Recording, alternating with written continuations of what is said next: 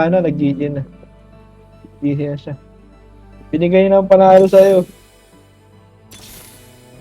Ang inang Aatrox kasi yan eh. Nare-reborn eh.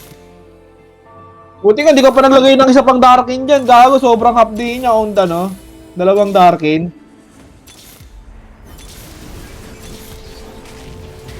Isa na lang na iiwan po. Tangina, biglang dumayo yung Aatrox sa alam. Ang kamatay eh. Lumabas sa likod, naging alien.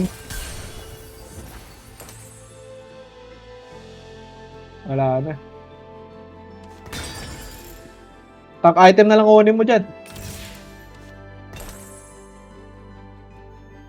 Suot mo na rin yung ano, crown mo. Kaya ano, kaya na. Kaya kaya ano, kay Rice, para hari. Suot mo na, kay Rice na nga lang. Wala item, kawawa naman eh.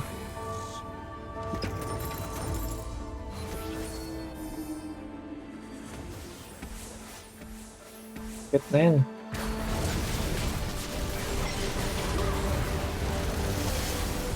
Ano, kahit paliparin niya Aatrox niya. Aatrox nga. Kaya nga doon siya natatalo. Hindi na i-stun yung Aatrox. Kanina nananalo siya. Kasi na-stun niya Aatrox na sobrang tagal. 10 seconds, 5 seconds or 7 seconds ata stun nung ngayon pag nabangga eh. Pag level 3. Putang ina.